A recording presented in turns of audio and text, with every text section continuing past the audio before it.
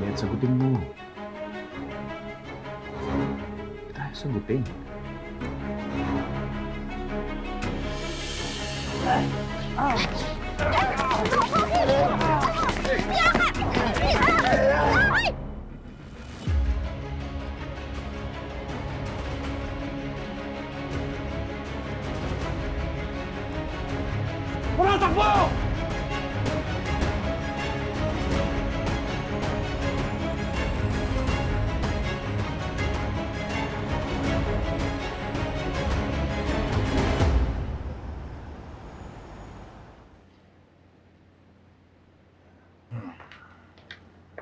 Thank you.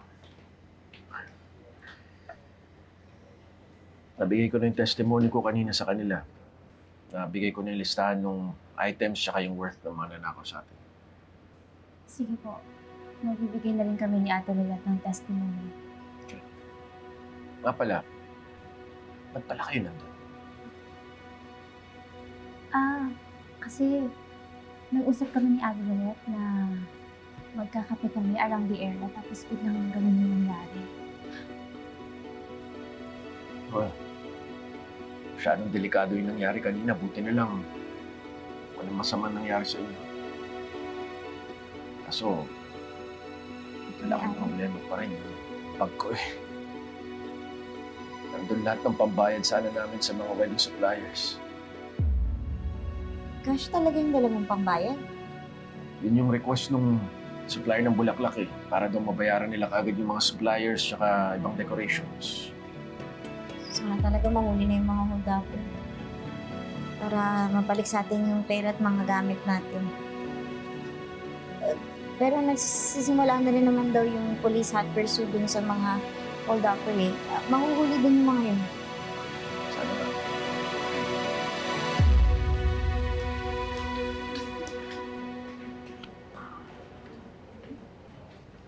Ayon po sa testimony pa lang ni Attorney Alon, nung kinuwenta po ang mga nakuha sa inyo, mahigit kalahating milyon ang natangay ng hold-uppers. Oh my God! They have to pay! Paano niyo sila mahuhuli? Magbibigay na rin po kami ng statement ng kapatid ko. Tsaka pwede ko ba tayo na rin yung gumawa ng digital facial composite sketch para mag-aid po dun sa paghahanap niyo sa mga suspects? Pero nakamaskara ho sila, di ba, Attorney Alon? Oo nga, kaya nga malaking problema talaga. Pero nakita ko po yung isa sa kanila. Nakita ko po yung mukha niya ng mabilisan lang. Kasi Trixie, nung nahablot mo yung mask, nung bumagsak yung hold-upper, medyo malapit sa akin eh, kaya nakita ko yung mukha niya. Grado ka, attorney, minsan yung... Yes. Attorney Alon, nakita ko talaga, nagkatinginan pa nga kami eh. Ikaw ba? Hindi mo ba nakita? Hindi ko napansin eh. Natatandaan ko lang may parang marka siya sa wrist, parang tattoo. Ano bang siguro pag makita ko, baka maalala ko. Ako po, nakita ko po yung mukha niya kaya kaya ko pong magbigay ng description. Attorney Matias, sumama po kayo sa akin para magawa natin ng sketch yung gumawa sa inyo niyan.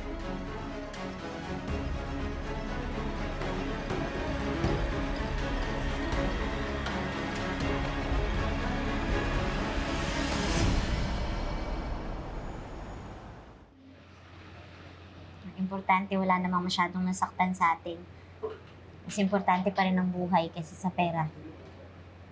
Tama ka naman doon, Attorney Lilet, pero nakakainis pa rin. Pera sana yun para sa kasal namin ng kapatid mo.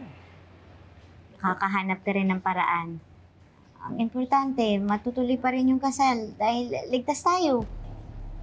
Lilet, alam ko di pa kayo ganun ka-okay ni Era, pero importante ka sa amin. I really think you should be there to witness your sister's wedding. Thank you, Attorney Alon. Kahit na wala akong masyadong believe sa'yo, concern ka pa rin sa amin ni Trixie, sa amin ni Era. Siyempre naman. Your family. Don't worry, ako bahala kumausap kay Era. Okay, we want you to be there. Sa kasal. Sa buhay namin.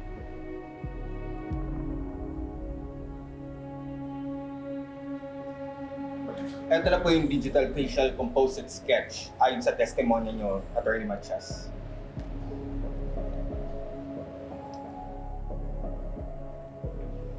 Siya nga to. Attorney Alon, naalala mo na ba siya? Hindi pa rin eh. Basta yung tatulan talaga yung natatandaan ko. Sige po, hanapin natin yan. Baka nasa paligid lang yan. Sana kung merong CCTV man lang dun sa lugar na yon, mas madali natin malalaman.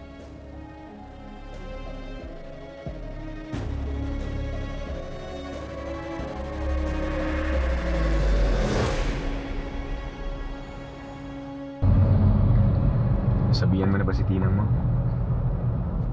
Pagdating na lang sa bahay. Baka kasi mag-alala pa kung sa phone ko sasabihin eh. Mabuti na lang talaga at ligtas kayo ni Trixie. Sobrang nag-alala ako. Narinig ko yung tungkol sa hold-up. Takot nga din ako eh. Mabuti na lang wala namang napahamak sa amin. Tinulungan din kami ni Attorney Alon. Tinulungan kayo ng tamang pinag-iinalaan niyo ni Trixie na may masamang intensyon. Ay, Kurt, ano nga pala yung sinasabi mo tungkol dun sa lalaki na parang inabatan ng pera ni Attorney Alon? Businessman yung lalaki, si Mr. Arsenal. Base doon sa research ko, wala namang red flags or sketchy dealings.